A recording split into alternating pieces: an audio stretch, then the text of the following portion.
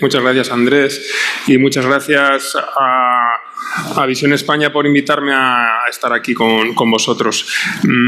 Como dice Andrés, os voy a hablar del diagnóstico genético de las distrofias de la retina y de otras causas de baja visión mediante distintas técnicas como paneles y exomas enriquecidos que os explicaré a lo largo de la charla. Bueno, empezaré hablando un poquito de genética y genómica de la ceguera, pero me han facilitado el trabajo Laura y Rosa porque ya han hablado ellas de conceptos como la expresividad variable, que una única mutación puede provocar distintas alteraciones en distintos pacientes, distintas alteraciones clínicas, la penetrancia incompleta, que no todo el mundo manifiesta la enfermedad dentro de una misma familia, incluso siendo portadores, y sobre todo la heterogeneidad genética, la inmensa cantidad de genes que pueden estar detrás de una misma patología o de patologías muy similares.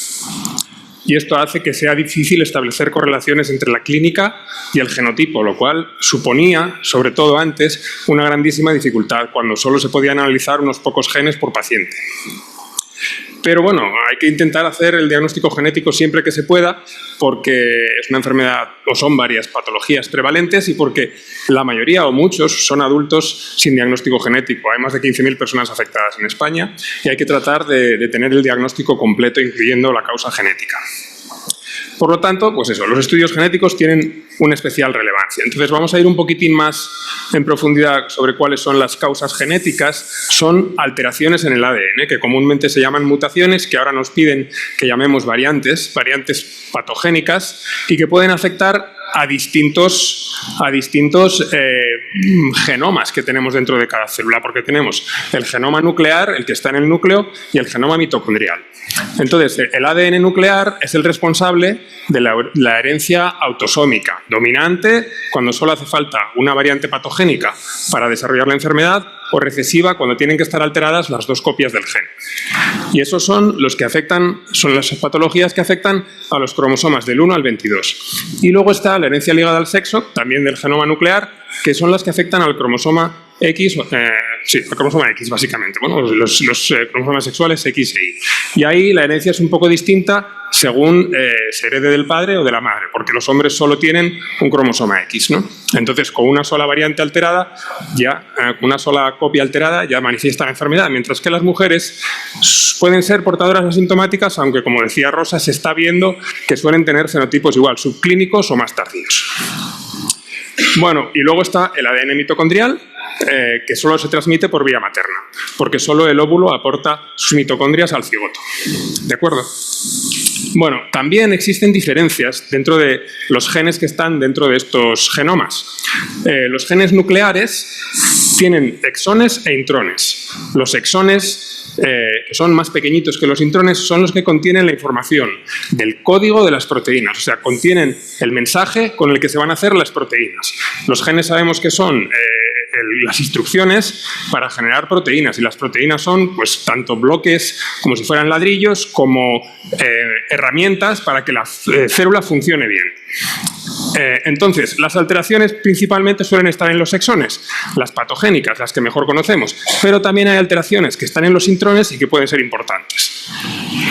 Y luego están los genes mitocondriales, que la mitocondria es mucho más pequeñita y no tienen intrones, pero sí que son responsables de algunas patologías, como por ejemplo, en muchos casos, neuropatía óptica de Leber o algunas otras. Bueno, ¿cómo pueden ser estas variantes, estas mutaciones? Pues las hay de distintos tipos. Pueden ser pequeñitas, que afectan de 1 a 100 letras, por ejemplo, ¿no? Del ADN, A, C, G, T. Y esas pues pueden ser las que llamamos SNVs, que es cuando una letra se cambia por otra.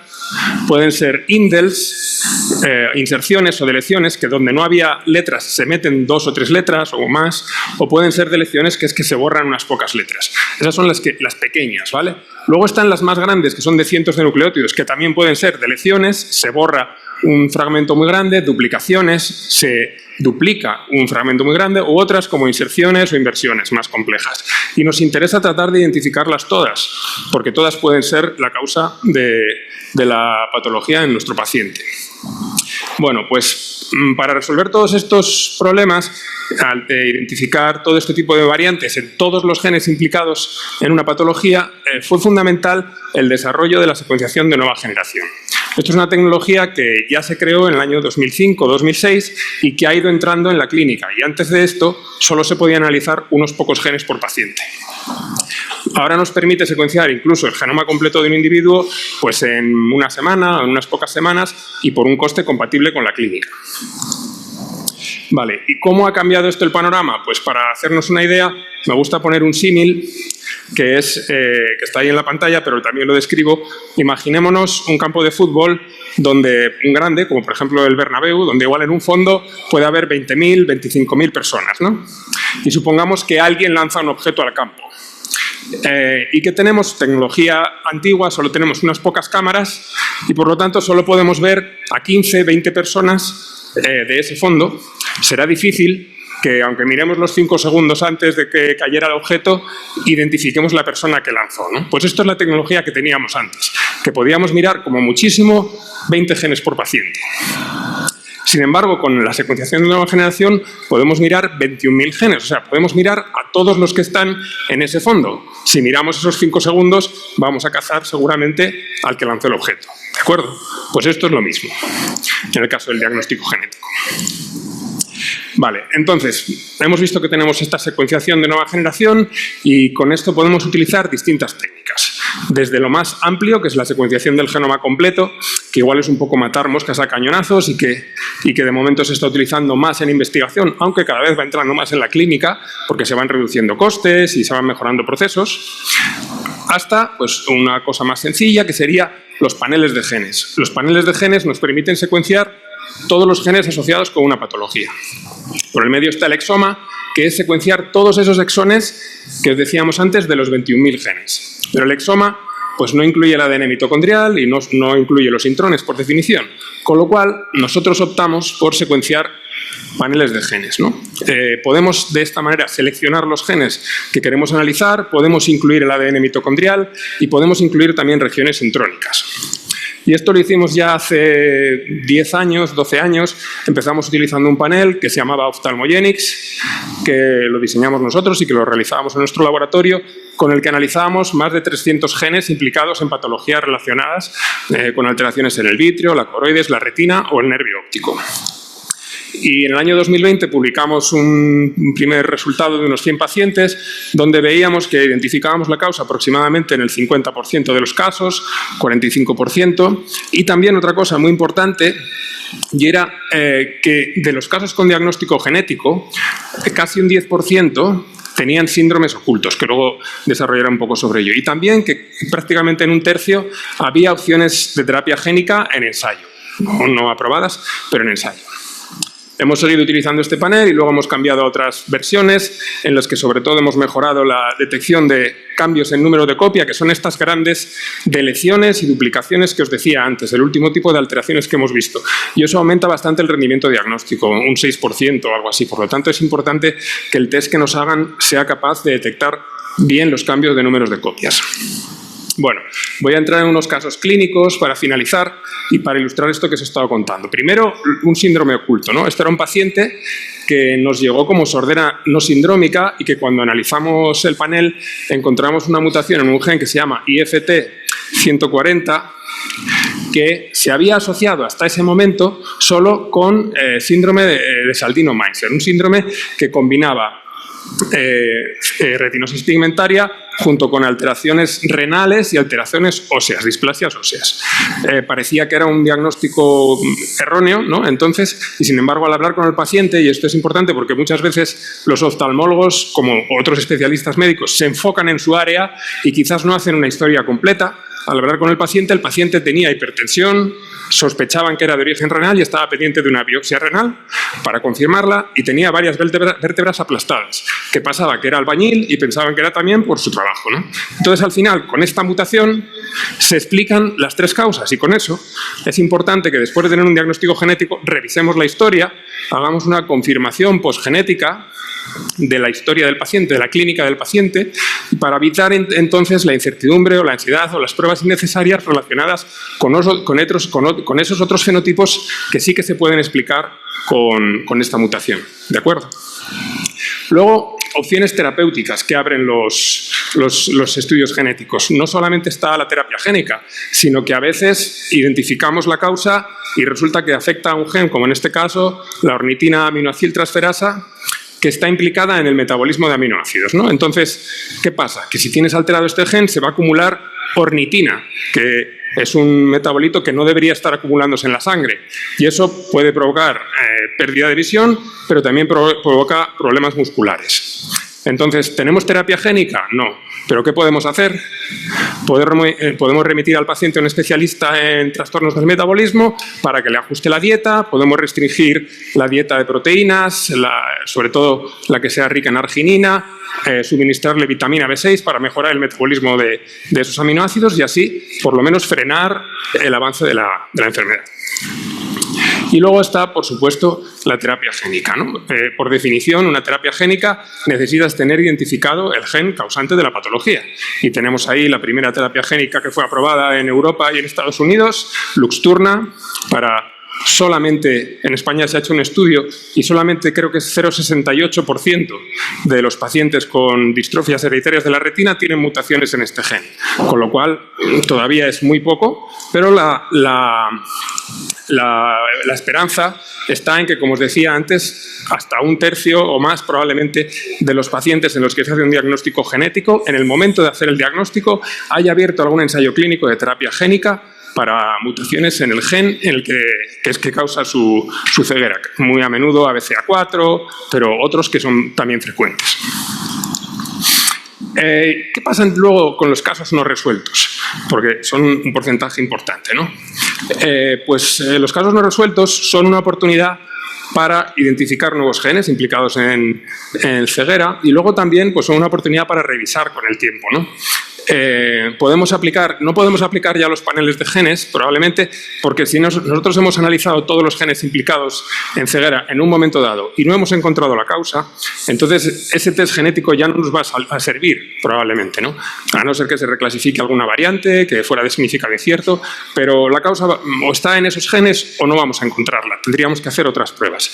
¿Qué opciones habría? Pues secuenciar el genoma, que como os decía es más de investigación, o secuenciar el exoma, pero nos perdemos las variantes mitocondriales, las intrónicas. Entonces nosotros en los últimos años hemos desarrollado pues, una técnica un poco intermedia que llamamos exomas enriquecidos, por la cual secuenciamos el exoma completo, pero añadimos también sondas para capturar las regiones intrónicas y para secuenciar bien las regiones de los genes que sabemos que están implicados en la enfermedad, pero igual no se secuencian también con el exoma, y además el ADN mitocondrial, ¿no?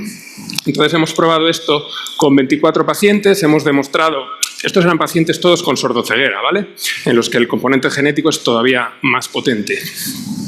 Hemos demostrado que en los 659 genes de sordoceguera tenemos muy buenas coberturas técnicas, también en el resto del exoma y en el genoma mitocondrial. Hemos validado con 10 pacientes de sordoceguera que habíamos analizado previamente y que sabíamos las mutaciones que podían ser tanto intrónicas como exónicas, y hemos visto que somos capaces de detectar la causa de la sordoceguera en todas ellas. Hemos analizado también 4 casos, que además creo que vinieron todos de Retina Asturias, que tenían sordoceguera, que por circunstancias nunca se habían analizado en profundidad, y bueno, pues identificamos la causa en los cuatro. Y luego también hemos revisado 10 casos que se habían secuenciado o bien con un panel de sordera o bien con un panel de ceguera y no se había encontrado la causa. Y al analizar con los exomas enriquecidos, 2 de ellos encontramos la causa de al menos una de las patologías. En uno de ellos, de las 2, era mutación en un gen llamado DHX16. ¿Qué había pasado en el estudio previo? Pues que se habían secuenciado todos los genes conocidos hasta ese momento, pero el gen DHX16 no se había identificado todavía como asociado con sordoceguera, ¿no? Entonces, al hacer el exoma enriquecido, pues somos capaces ahora de identificar la causa, ¿no? Y en el otro caso, es una mutación en SIX1 que causa sordera. Y era un paciente que se había analizado solo con el panel de Ophthalmogenics, ¿no? Con el panel de ceguera, que también combina los genes de sordoceguera, pero no analizaba solo los genes de sordera. Entonces, por lo menos hemos logrado explicar la causa de la sordera en este caso. Y en cuanto a los otros 8 casos, pues, y todos los casos que después de analizar a fondo pues no tienes la causa, pues son buenos candidatos a identificar nuevos genes, porque si tienen probablemente un componente genético y hemos descartado todo lo que se conocía, pues son candidatos para proyectos de de investigación, tanto por exoma o por genoma. Entonces, concluyendo un poquito ya, pues la secuenciación de nueva generación nos permite un rendimiento diagnóstico elevado, siendo conservadores eso cerca del 50%, aunque Rosa hablaba de números más altos, probablemente en patologías concretas se consiguen números más altos. También mejora al potenciar la detección de todos los tipos de mutaciones, como las CNVs, y el diagnóstico genómico pone fin a la odisea diagnóstica. Esto es importante porque muchos de vosotros pasáis, como decía Rosa también, muchos años y por muchos especialistas hasta que se da con la causa. Proporciona información con valor pronóstico, también revela síndromes ocultos en un porcentaje no desdeñable e identifica opciones terapéuticas personalizadas e incluso casos que podrían ser útiles para descubrir nuevos genes relacionados con la pérdida de visión hereditaria. Finalizo agradeciendo a todo el personal que, como decía Rosa, esto se hace siempre en equipo, multidisciplinar y es importantísimo. Todo el personal de lo que era el antiguo IMOMA, ahora Fundación Centro Médico de Asturias. Agradezco incluso también a María Urbaniak, que está aquí con nosotros, que es una genetista que se ha incorporado recientemente y que ha participado en el asesoramiento genético del último paciente que os comentaba, de SIX1. O el Instituto Oftalmológico Fernández Vega y el Hospital Universitario Central de Asturias, que también han colaborado con nosotros en estos proyectos, financiados por la Fundación María Cristina Massabeu Peterson y por la Organización Nacional de Ciegos Españoles. Así que nada, muchas gracias a todos. Muchas gracias, Juan.